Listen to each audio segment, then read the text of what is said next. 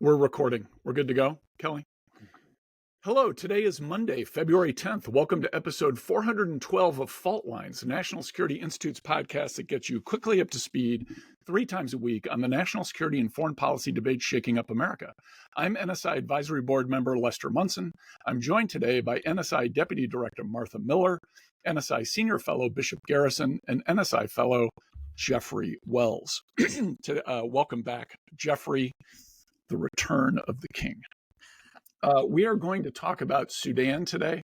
Sudan, of course, is a country in northern Africa, near the Horn of Africa, has been plagued by conflict going back many, many years. The most recent conflict has been between two generals, the General Abdel Fattah al-Burhan, who leads the government's armed forces, is currently prevailing over General Mohammed Hamdan, known as Hamedi. His nom de guerre is Hamedi. The forces of these two generals have been in conflict for several months. The WHO says over 200,000 people have died in this conflict. General Burhan's forces have now taken over Khartoum, the capital, and he is effectively the head of state of Sudan and is starting to talk about kind of a path forward for governance and possibly even elections in the next year or two. There is still some fighting in Darfur, where the forces of Hamedi, known as the RSF or Rapid Support Forces, still have some territory. So this is not at all a done deal. The role of Russia as a supporter of Burhan is implicated here. There are multiple other questions on humanitarian relief, access for aid groups, the political control of Sudan, which again is in many ways a key location in terms of the Middle East and the African continent. Martha, I want to go to you first here. What are your thoughts about this kind of new development with Burhan's forces taking over Khartoum, and what does that mean for the United States? So I think while it can be easy to look at this as just some internal conflict for Sudan, this is actually a key geopolitical struggle for control of Port Sudan, access to the Red Sea, and frankly, Russia is turning Sudan into a military outpost. Iran is creeping in just like it did in Yemen. And look, we already have problems in the Red Sea with the Houthis, and so, this kind of double, this pincher effect of Russia and Iran gaining control there on both sides of the Red Sea is hugely problematic for the United States and international commerce. And I think the United States needs to work with partners such as, Saudi Arabia and other allies, Arab allies, to convince the Sudanese not to cede control of its port. Jeffery, your thoughts about the capabilities of the U.S. government to deal with this situation currently?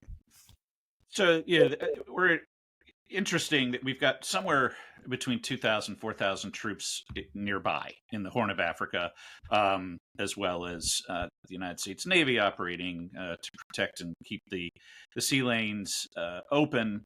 Not to mention that, to mention the challenges with the Houthis and generally the Red Sea. The Russians and the Chinese are really pushing for control in that area. It's another battleground for global influence. And this is, again, about the Port of Sudan, as well as securing gold resources and other natural resources in the area. The challenge here for the United States is, what is our overall strategy when it comes to addressing global threats?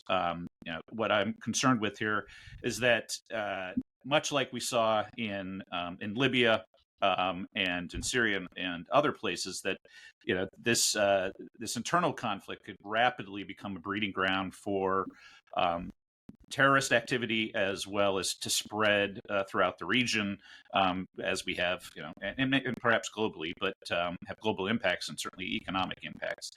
The delayed response by the U.S. continues to risk our diminishing credibility on the world stage. We were absent from the region for about 25 years, and right now the United States has to navigate regional stability, great power competition, humanitarian responsibilities, economic interests, counterterrorism, and a new ambassador, Daniel Rubenstein, who has to do all this with no resources, no USAID, uncertainty in the military about our desire to act in the region. And so I'd say, drawing from historical perspectives, as I always do, that there's a lot of risk here of the repeats of some of the activities during the Cold War and even earlier.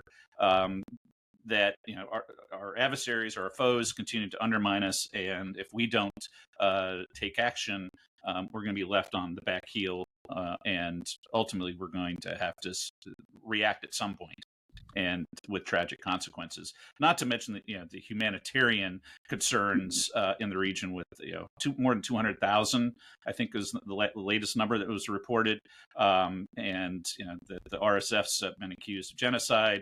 That this is a tragedy for humanity as a whole, not just our own economic and national security interests. Bishop, can you? It seems like there's a lot on the line here. Can you lay out for folks how does this impact U.S. national interest directly? Yeah, I mean, the biggest thing for us, I think both Jeffrey and Martha have already kind of hit on it, is influence in the region. You're going to see an increase. If we're not calling a power vacuum, which I think to some degree you're still going to allow another country like China to step in and have some level of influence in regards to some of the natural critical minerals that are there, the natural resources that they're going to have interest to. You already have Iranian and Russian influence in the region, and here we are distracted. Our foreign policy, to no small degree, and our diplomacy is in a bit of chaos right now with what may end up happening with the potential folding of USAID.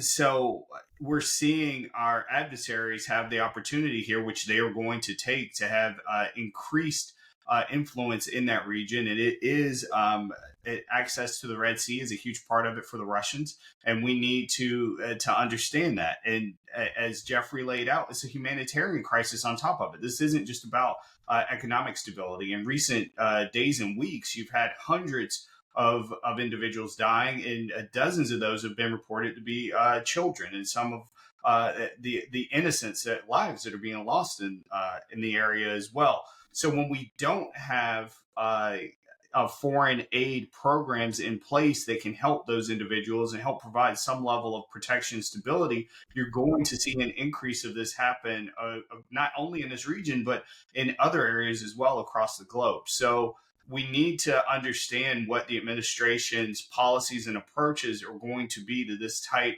of conflict, because you're going to see incredible ramifications as it continues to echo throughout global society.